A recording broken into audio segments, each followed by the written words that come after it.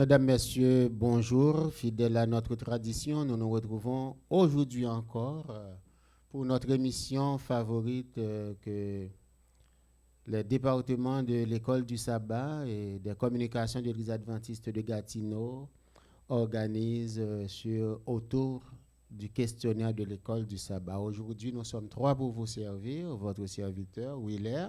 Bonjour Mathias. Bonjour Willer. Comment ça va? Je vais bien, merci. Bonjour Adeline. Bonjour Willer. Comment ça va? Ça va bien, merci. Toi? Ben ça va bien. Et Mathias, toi, t'es qui? Est-ce que c'est toi qui es dans la Bible? Je vais bien, mais j'ai eu beaucoup d'âge quand même. Ok. Mais je suis Mathias. Je suis né dans l'église adventiste et puis j'ai grandi par la grâce de Dieu là-dedans. Amen. Voilà. Adeline? Oh, moi, je ne suis pas comme Mathias, né à l'église adventiste. Je suis rentrée à l'église adventiste, j'étais peut-être à la fin de l'école primaire. Ok. Oui, quand je suis rentrée à l'église adventiste, alors je suis encore là, c'est une grâce. Amen. Amen. Nous disons merci au Seigneur. Donc, les discussions vont se dérouler autour d'un grand homme de Dieu.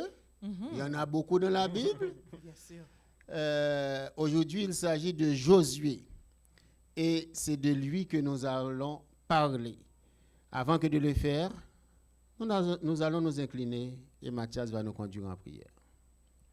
Merci notre Dieu, merci notre Père. Tu nous accordes cette grâce de pouvoir nous entretenir sur ta parole. Ô Seigneur, dirige ce moment, que ceux qui vont écouter, vont regarder, puissent être instruits par toi et que tout soit fait pour ta gloire au nom de Jésus. Amen. Amen. Amen. Les bontés de l'Éternel, inscrites dans sa parole, se renouvellent chaque matin. Aucun propos n'aura été si vrai que ce voyage qu'on a fait autour du livre de Josué. L'on pourrait dire qu'après quelques décennies à l'Église, après avoir entendu des messages concernant le livre de Josué, qu'il n'y aurait plus rien à apprendre. Mais c'est faux. Autour de ce voyage, comptant pour le 4e trimestre de 2025, on a vu des choses, on a appris des choses, on a appris à découvrir un nouveau Dieu. On peut dire qu'il y avait beaucoup de discussions autour du livre de Josué. Exactement, un Dieu qui gagne les batailles, un Dieu qui est toujours présent, un Dieu qui fait ce qu'il a à faire. Et c'est autour de ce beau thème que nous allons nous entretenir aujourd'hui. Merci de votre écoute, merci de votre attention. N'oubliez surtout pas de nous écrire pour vos commentaires, pour vos remarques et suggestions.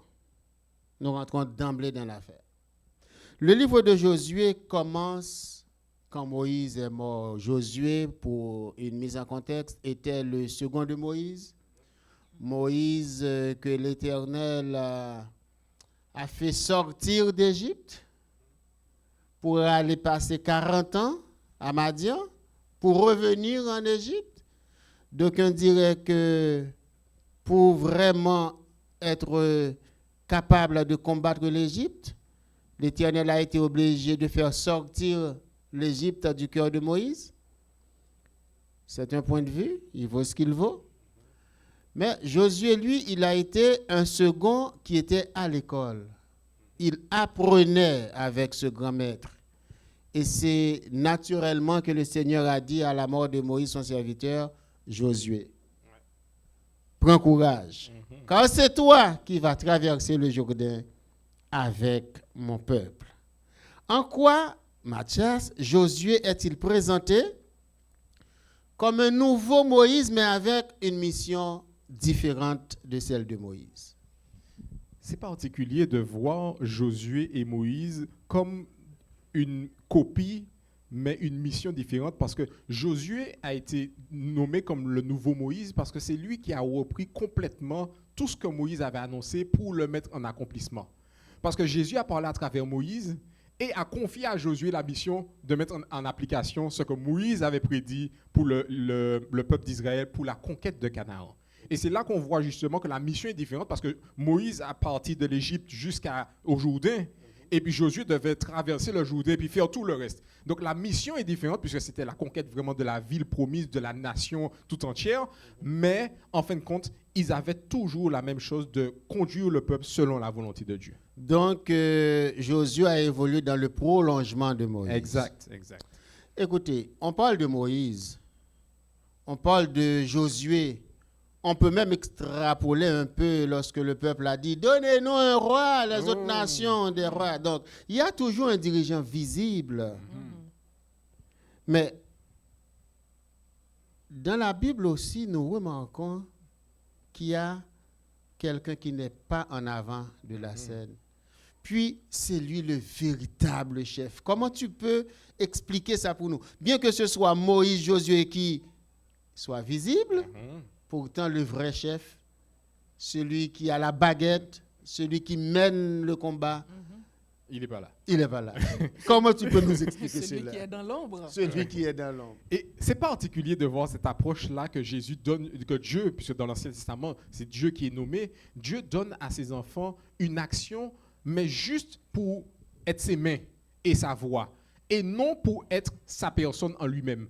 Parce que même quand on voit Moïse, qu'est-ce que Dieu a dit à Moïse? Dieu a dit à Moïse, fais-moi un sanctuaire et j'habiterai au milieu d'eux. Donc Moïse, même s'il était le chef physique des enfants d'Israël, n'a jamais supplanté la présence de Dieu pour le peuple. Et c'est là qu'on voit que le chef vraiment reste Dieu, même si, et si on voit la relation de Josué, de Dieu, et de Moïse, de Dieu, ils sont très fusionnels avec Dieu. C'est-à-dire qu'à chaque fois, c'est toujours auprès de Dieu qu'ils vont chercher secours, qu'ils vont chercher réponse, qu'ils vont chercher toutes les choses qu'ils doivent mettre en application, c'est auprès de Dieu. À aucun moment, ils ont décidé d'eux-mêmes de faire quelque chose pour le peuple.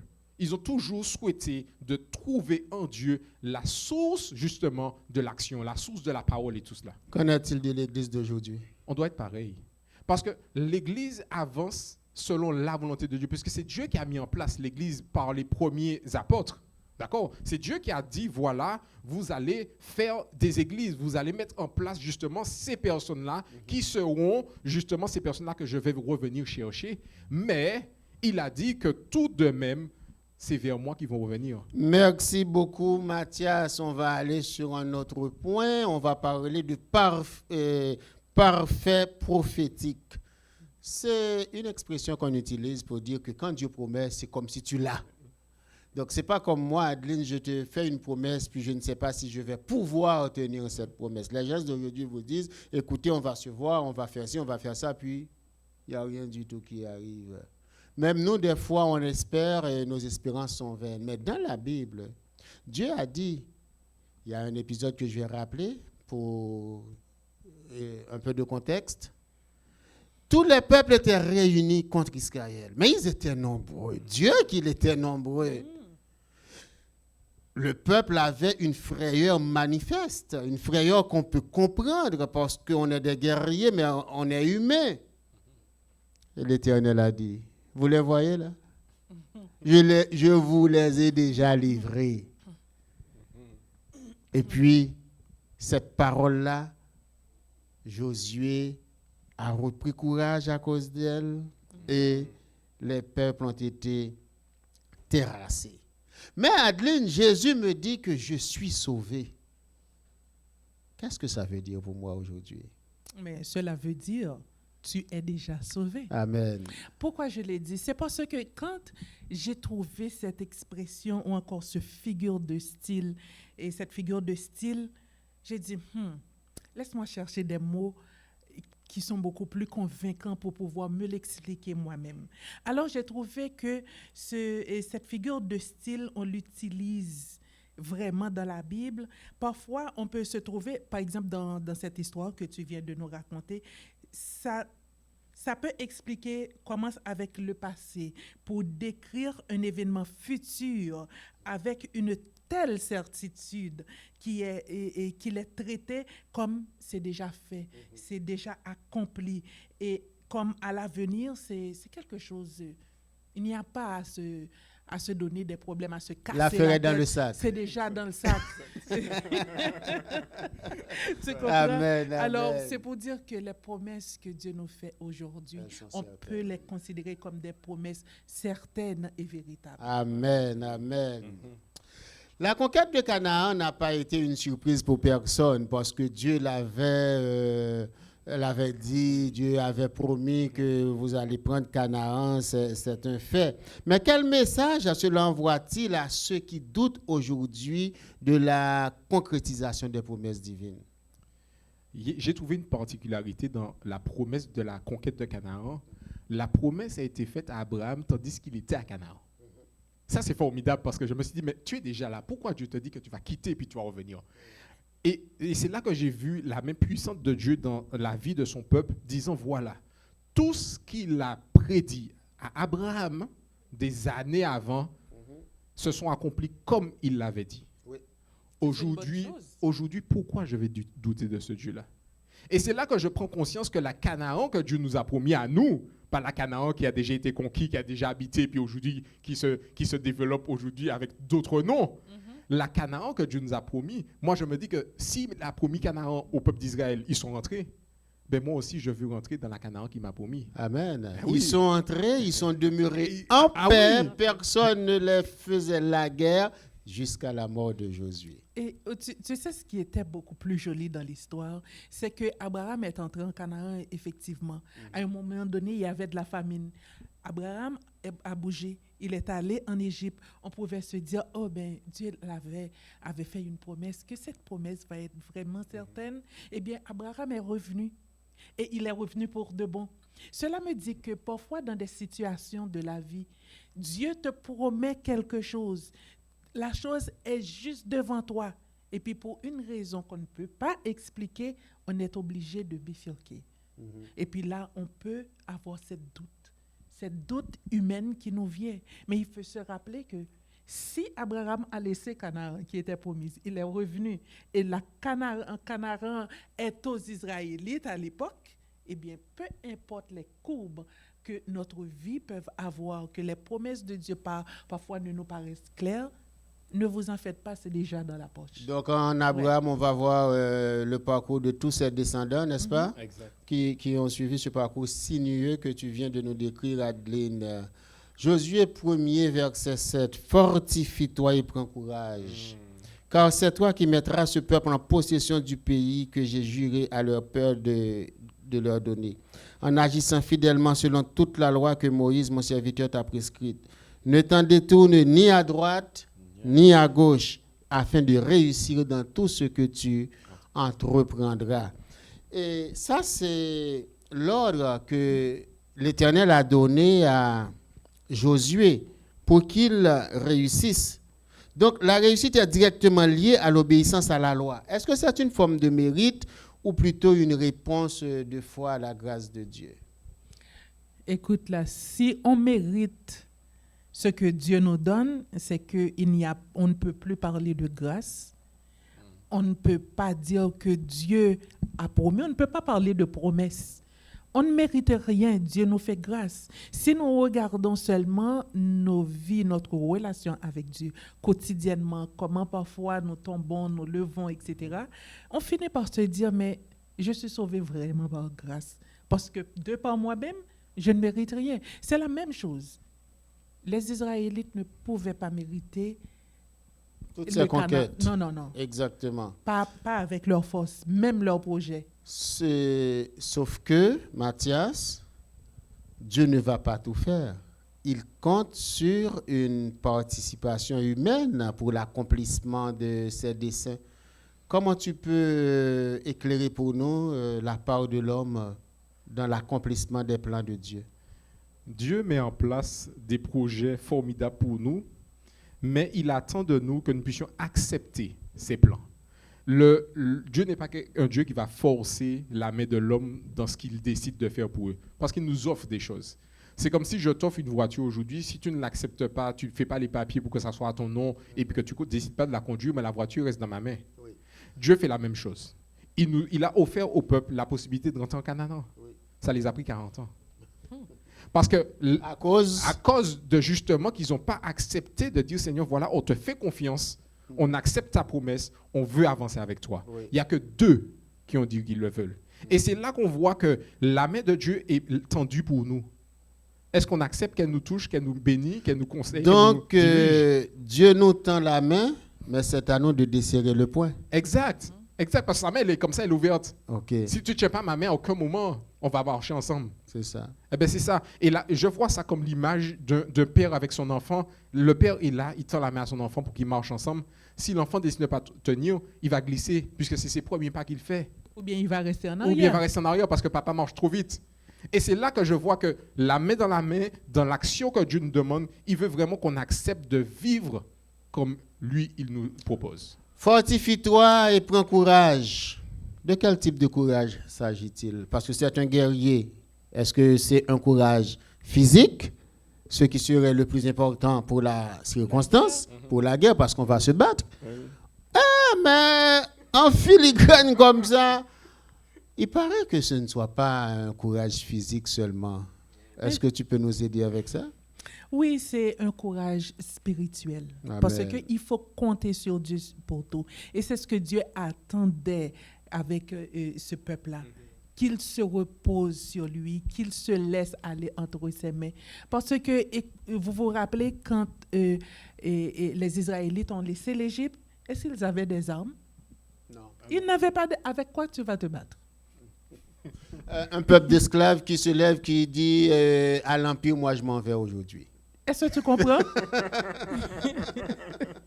Il serait déjà mort si ce n'était pas Dieu.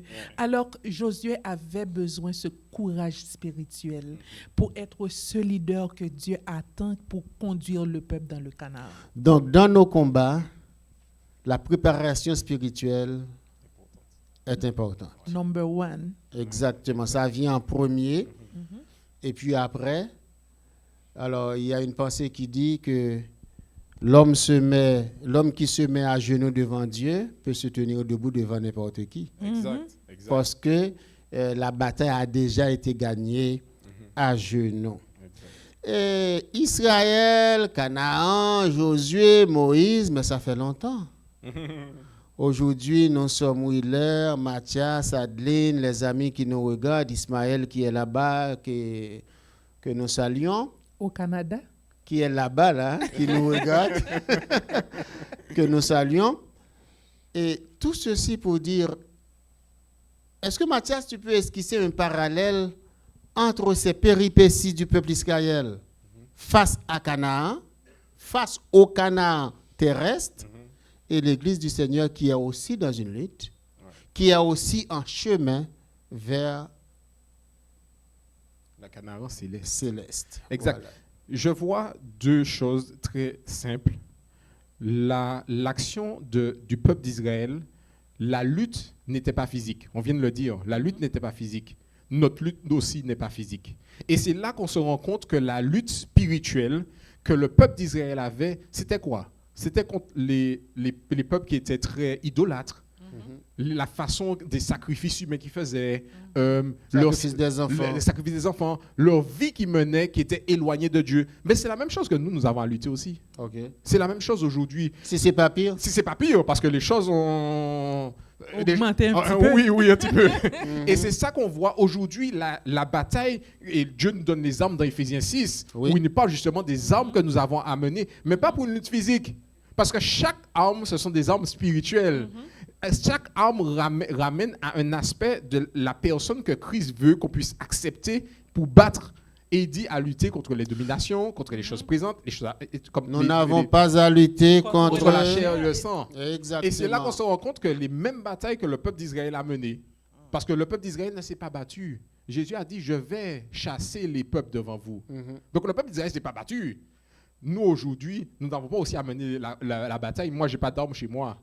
Mais nous avons une bataille spirituelle à mener. Écoutez, pour abattre les murailles de Jéricho, ça ne prenait pas de burin, ça ne prenait pas de bulldozer, ça prenait des chantres, ça prenait la loi de Dieu, des gens qui chantaient la gloire de Dieu. Pendant que tu parles, Mathias, je réfléchis à un chrétien qui ne prierait pas. Ben, l'issue de ce combat, on le connaît c'est déjà. impensable. C'est impensable. La bataille ne impensable. peut pas Être gagnée. gagnée. OK. Il y a un Akan dans le camp. Bien dit. Ceux qui s'intéressent à la littérature biblique comprennent facilement cette expression un Akan dans le camp. Qu'est-ce qui s'est passé? On parlait justement des murailles de Jéricho qui s'étaient écroulées sous le poids des hymnes chantés par les chantres de l'époque pour dire que c'est le bras de l'Éternel qui agit.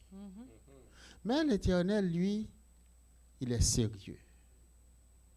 Nous vivons dans un siècle aujourd'hui, en 2025, où on nous fait comprendre que finalement, Dieu va laisser tomber, il ne va pas punir les pécheurs, il ne va pas éradiquer le péché, ça c'est faux. Eh bien, fermons les portes de l'église. C'est une suggestion de Satan. Et Akan a contrevenu à l'ordre de l'Éternel. Il a vu un beau manteau, 200 pièces d'or. De l'incorridor. Il s'était laissé tenter. Il a convoité d'abord, il a volé ensuite. Et puis, le peuple devait combattre Haï. Il y a un général qui a dit à Josué, mais ce n'est pas nécessaire d'amener tout le peuple vers Haï. Haï, c'est tout gagné là. On va prendre 3000 hommes et puis... On a vu pire. Exactement. Qu'est-ce qui s'est passé? Ah, ils ont été battus à plate couture. Parce que Dieu était fâché. Comment expliquez-vous que le péché d'un seul homme ait des conséquences sur la communauté? Est-ce que c'est encore le cas aujourd'hui? Je crois que c'est le cas. Écoute, Akan, comme tu l'as dit, tu as montré les séquences. Il a convoité, il a volé. Mais le problème avec ça, c'est qu'il persistait à ne pas reconnaître son tort. Dieu n'aime pas le péché. C'est sûr qu'il aime le pécheur. Mais Dieu a besoin qu'on reconnaisse nos péchés. Dieu ne plaisante pas avec le péché. Il le prend pour ce qu'il est. Regarde, si ce n'était pas le péché, aujourd'hui, tu penses que notre monde serait comme il est? Non. Avec toutes ces guerres, tout ce qui nous déplaise ici? Non. Akan persistait jusqu'à ce qu'on a déterré ce qu'il avait fait. Alors, c'est là le bas blesse. Quand dans une communauté, quelqu'un a commis un grand péché et la personne ne veut pas reconnaître qu'il a péché, tu affaiblis la communauté.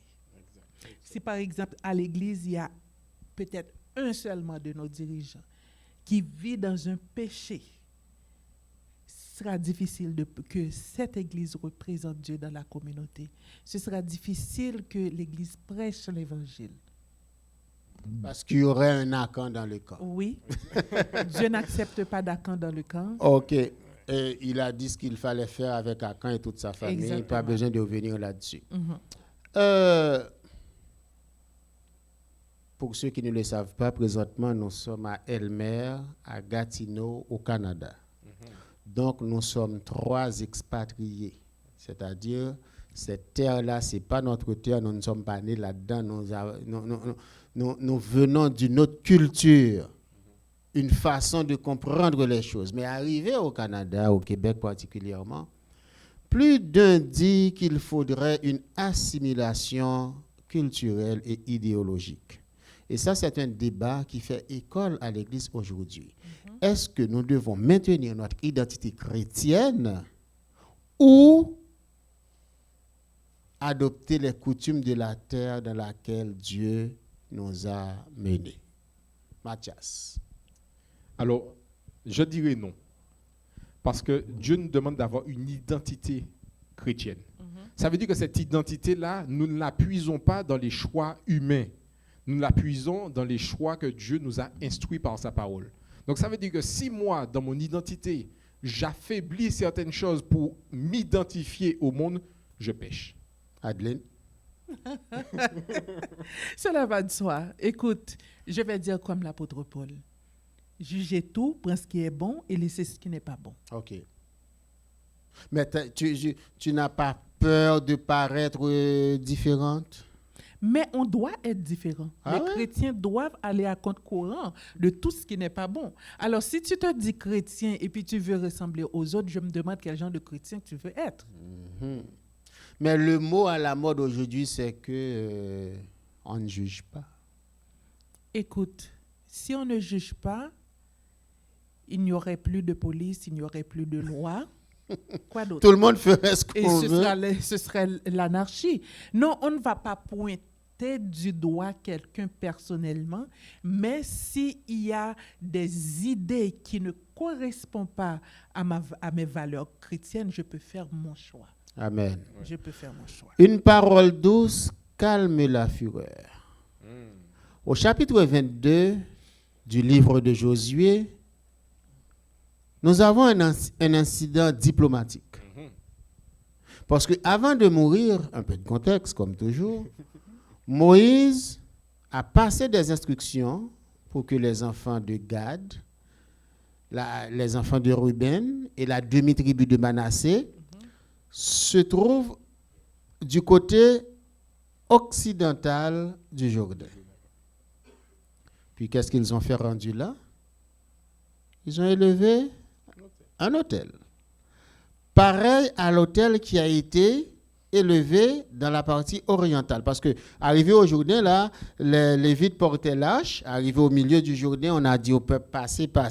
L'Éternel a dit à Josué que chaque homme de chaque tribu, donc 12 en tout, que chaque homme prenne une pierre sur son épaule. Ça veut dire que ce n'était pas une petite pierre, n'est-ce pas? Pour aller me bâtir un autel de l'autre côté du Jourdain. OK. Cela s'était fait. Mais les descendants de Ruben, de Gad et la demi-tribu de Manassé ont eux aussi bâti un autel. Puis, les Orientaux ont eu vent de l'affaire. Ils ont envoyé des émissaires. Le Phinéas, fils de Éliazer, était venu pour leur dire « Qu'est-ce que vous faites? Parce que nous avons décidé de suivre tout ce que l'Éternel a dit. Vous faites un autel pour... » Et les enfants de Ruben, de Gad et la demi-tribu de Manassé ont dit non. Loin de là. Nous voulons continuer à adorer Dieu. Cet autel que vous voyez là, c'est une réplique de l'autel qui se trouve de l'autre côté du fleuve. Alors, qu'est-ce qui est intéressant dans cette affaire-là? Les enfants d'Israël voulaient faire la guerre à ces tribus. Leurs propres frères. Mais pour défendre Dieu. Ruben, Gad pouvait dire, cette terre nous appartient, nous faisons ce que nous voulons. Vous n'êtes pas nos maîtres, vous n'avez pas d'ordre. Écoutez, non. Ils ont dit, écoutez, il y a un malentendu. Asseyons-nous, discutons et réglons ce malentendu. Mathias, pourquoi il est si difficile aujourd'hui pour les gens de s'asseoir et de résoudre leurs problèmes, d'après toi? On a un problème d'ego, un gros problème d'ego. C'est-à-dire que chacun veut faire valoir ce que lui, il pense et que pour lui, c'est la vérité. Et puis n'importe qui peut dire ce qu'il veut, ça ne change rien. Tu connais l'expression dialogue de sourds? C'est ça, exactement. Tu parles, je ne t'écoute pas. J'entends que tu termines pour que moi... Je puisse dire ce que j'ai à dire. C'est fini. C'est ça qui se passe aujourd'hui et qui fait qu'on n'a pas justement... On se retrouve dans la même situation du peuple-là où il arrive et puis il est déjà prêt à faire la guerre à son frère. Parce que j'ai entendu que vous faites quelque chose qui va nous causer problème. Il n'a même pas toute la vérité. Mais non, il a juste entendu quelque chose. C'est même pas lui qui s'est informé, il a entendu quelque chose et puis il vient armé jusqu'aux dents pour tuer son frère. Et c'est là que je vois que cette approche-là, nous aussi, on l'a pareil aussi. On ne prend pas le temps de s'asseoir, comme tu disais tantôt, pour dire, mon frère, j'ai entendu ça, qu'est-ce qu'il y en est vraiment? Qu'est-ce que tu en penses? C'est quoi pourquoi tu le fais? Exactement. Et puis à ce moment-là, si on voit quand la personne nous dit quelque chose qui n'est pas bon, on peut lui apporter à ce moment-là, par la grâce de Dieu, ce qu'on pense qui est bon. Mais on ne va pas tout de suite l'égorger et puis lui dire, voilà, tu fais ce qui n'est pas bon, moi je te retire la vie parce que moi je n'ai pas de problème avec mon Dieu. Et c'est là le problème, on doit être plus attentif à l'autre et puis plus, comme tu dis, une parole douce, calme la fureur. Adeline? Et puis il y a l'approche qui est très importante. Nous avons l'exemple de Josué avec Akan. Écoute, Akan était dans le camp comme tu as dit, a donné beaucoup de problèmes. Josué pouvait, après cette perte et dans la bataille, il pouvait exploser, dire, mais voyons donc, tu ne devrais pas, tu comprends? Lui rappeler ces quatre vérités. L'assaisonner littéralement. Mhm. Mais Dieu a fait des démarches. Il a commencé par désigner une tribu, des familles, etc., pour arriver avec Akan. Là encore, Akan pourrait se dénoncer. Oui. Dieu ne voulait pas. Parce qu'il avait compris. Oui. Mais il est resté sur sa position. Josué, de son côté, a fait quelque chose de merveilleux que nous devrions prendre comme exemple. Vous voyez comment il a parlé à Akan? Akan, mon fils. Glorifie Dieu. Glorifie Dieu. Dis-moi donc ce que tu as fait. Est-ce qu'aujourd'hui, quand l'un de nous a péché, est-ce que nous exprimons comme ça, nous On approchons aimerait la bien. personne? Aujourd'hui, quand on pêche, c'est comme si on pêche contre quelqu'un. Et C'est contre Dieu. Mais oui, c'est David qui l'a dit, j'ai péché contre toi seul. Il l'a approché avec amour, avec sagesse. Et nous devons vraiment prendre cet exemple-là. Même si la personne a tort, mais il y a une façon de s'adresser. On est sur le plan diplomatique. Là, on parle, ce n'est pas deux pays, mais deux peuples séparés par le Jourdain, etc. Mais est-ce qu'on pourrait extrapoler dans nos familles aujourd'hui? On peut le faire facilement, Mhm. entre père et enfant, Mhm. entre enfant et enfant, OK. entre mari et femme, OK. où on n'a plus justement, on met une scission Mhm. parce que l'un a dit quelque chose ou a fait quelque chose qui a blessé l'autre. Mhm. Et on met le mur tout de suite. Ou encore qui a Exactement. mis la famille en danger. Ou mais qui a mis la famille en danger. Oui. Mais on est très rapide Mhm. dans nos... On est souple au lait. Très facile, très facile. Dès qu'il y a quelque chose qui nous dérange, hop, On expose. même dans le foyer. Je Ouais. parle foyer restreint, hein. Je ne parle pas foyer église, hein. Je parle foyer restreint. Mhm. On est rapide à ce moment-là et on doit justement demander à Dieu d'assagir, d'adoucir nos pensées, nos actions. Et Arrêtez de lapider l'autre. peut-être que la prochaine fois qu'on doit régler quelque chose au sein du foyer, Mhm. peut-être qu'il serait bien de regarder cette émission pour se dire que cela pourrait très mal finir pour Ruben, Gad et Manassé. Mhm. Mais la réponse de cette tribu-là a désarmé Israël. Donc, il y a toujours une manière douce de régler les choses. Si nous choisissons toujours l'autre manière, peut-être que c'est un ennemi qui a fait cela. Exact. Donc, revenons à Dieu. Et une parole douce calme la fureur, mais une parole hautaine excite la colère. la colère. Souvenons-nous-en. Et ce qui est difficile avec cette émission, c'est qu'à chaque fois qu'on trouve un point d'ancrage, on doit le laisser pour... parce qu'il faut passer au travers de tout le trimestre. On va parler de type et d'antitype. Le type vient avant. Le type représente l'antitype. En ce sens que Josué, Yeshua, vous voyez où je veux en venir, qui signifie l'Éternel sauve, c'est exactement un type de Jésus. Josué a conduit le peuple dans le Canaan terrestre. Dieu va nous conduire au Canaan céleste. Josué a donné un repos passager. Jésus va nous donner un repos éternel. Josué existait vraiment, c'était le personnage historique. Jésus, on ne va pas dire qu'il n'existait pas vraiment, mais il n'a pas conduit le peuple visiblement. Est-ce que, Adeline, tu es d'accord que en tout point, Josué a été un type de Jésus-Christ? Partiellement. OK. Partiellement parce que la prophétie devait être accomplie pleinement par le Messie qui est Jésus-Christ. Josué a fait sa part. Tu comprends? Tout comme Moïse, à un moment donné, il est parti, il a laissé à Josué de continuer. Maintenant, Jésus est venu, il a donné sa vie. Même si aujourd'hui, nous ne pouvons pas voir Jésus comme les Israélites voyaient Josué. Mais à travers nous, aujourd'hui, qui sommes chrétiens, les autres peuvent voir Jésus en nous. Et Jésus est aussi réel que Josué l'était réel. Si nous lisons dans Jean chapitre 1er, versets 14 à 18, on va comprendre que Jésus seul connaissait le Père intimement. C'est-à-dire, il est vraiment le seul qui est capable de mener les descendants d'Abraham, qui êtes vous et moi, aujourd'hui dans le Canaan céleste. Amen. Oui. Le pays de Canaan est présenté comme un symbole de notre espérance ultime. Comment cette perspective peut changer notre approche présente? Comment le fait que tous les obstacles ont été surmontés, toutes les promesses ont été accomplies, comment ça peut raviver notre foi, affermir notre courage pour affronter, même mieux, pour aborder ce qui reste à venir? Moi, ce qui me réconforte, c'est que Dieu a promis, il l'a accompli pour le peuple d'Israël, pour la Canaan terrestre.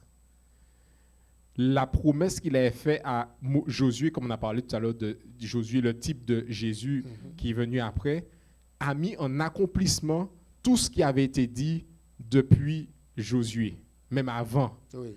Aujourd'hui, je veux être aussi la Canaan céleste, parce que s'il l'a fait pour Josué et qu'il est venu accomplir ce qu'il avait promis, je suis sûr qu'il va l'accomplir aussi pour moi. Amen. C'est tellement bien dit. On peut dire que les promesses de Dieu sont vraies.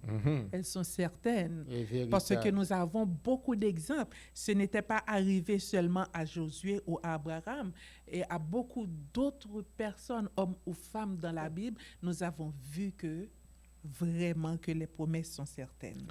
Nous sommes parvenus, rapidement on peut dire, à la fin de notre émission du jour. Mais c'est toujours comme ça quand c'est bon. Oui. Ça passe trop vite. Ça passe trop vite. On n'a pas parlé de Rahab, malheureusement.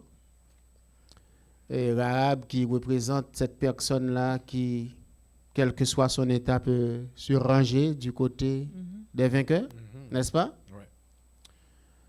Mais on ne peut pas ne pas parler de ce texte. Josué est vieux. Il sent sa mort prochaine. Nous sommes dans Josué 24. Il sent que sa course est terminée. Il l'a dit lui-même, je m'en vais où va tout humain. Exact. Donc il a accepté son sort. Choisissez aujourd'hui qui vous voulez servir.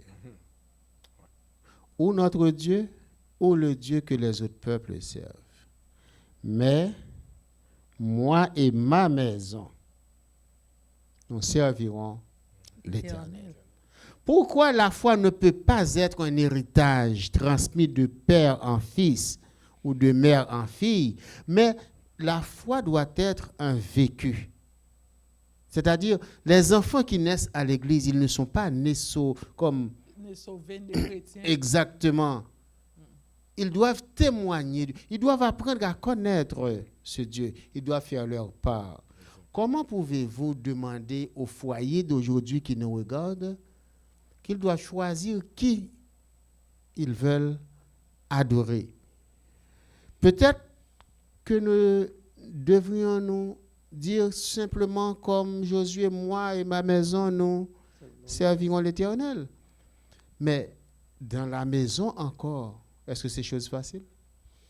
Non, parce que il y a quelque chose que Dieu a mis dans l'homme qui est très important, le libre arbitre.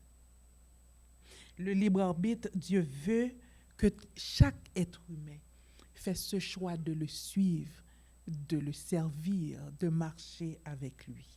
Et quand il s'agit de la foi, ce n'est pas quelque chose qu'on peut imposer. Ça revient encore au choix. De quoi? Vous et moi, nous croyons... C'est comme l'amour, là. Non. Si tu l'imposes, il perd de son essence. Exact. Voilà, mesdames, messieurs. C'est sur cette note que nous allons mettre un terme à notre émission du jour. Le livre de Josué, en épilogue, se ferme sur des sépultures. Ouais. Donc, comme pour dire que l'errance est finie. Exact. On a trouvé le repos. Exact. Est-ce qu'un jour notre errance prendra fin aussi? Oh, par la Je grâce le de crois, Dieu. par la grâce de Dieu. Oui. Un jour cesseront nos combats, un jour cesseront nos pleurs, ensemble avec lui pour l'éternité. Nous n'aurons pas, frère Willer, à ramener des ossements derrière nous. Non, non, Nous non. n'aurons pas des morts et des ossements à enterrer. Au contraire, nous allons revoir ceux qui étaient partis avant nous pour l'éternité. Du revoir éternel, Ah oui. le repos sera doux. Oh. Serez-vous avec nous à ce divin rendez-vous? C'est notre souhait. Merci d'être là. 30 secondes, Mathias. S'il y a quelque chose que tu n'as pas dit, que tu voulais dire, ce serait quoi sur le livre de Josué en général? Moi, ce que j'ai à dire, comme l'histoire de Josué est écrite, notre vie sera écrite pareil si nous faisons confiance à Dieu. Josué a été victorieux. Nous aussi, nous pouvons être victorieux en faisant confiance à Dieu jusqu'à la Canaan céleste. Amen. Amen. Amen. Adeline, qu'est-ce que tu as oublié de dire? Bon, il y a beaucoup de choses, mais je vais dire une chose. 30 secondes. La chose, c'est que Dieu est réel. Aussi réel que vous me voyez, il est réel. Réel et fidèle. Réel, fidèle, efficace, et puis c'est point final. Amen. Ouais. Nous nous inclinons pour la prière. Notre Père, notre Dieu, merci pour ce moment passé à parler de toi. Que ces paroles aident les chercheurs de foi à te retrouver. Mais s'il te plaît, nous aussi, Seigneur, fais-nous grâce de demeurer dans le sentier de la foi, car tu es fidèle et c'est cette fidélité qui nous sauvera. En Jésus, nous t'en prions. Amen. Amen.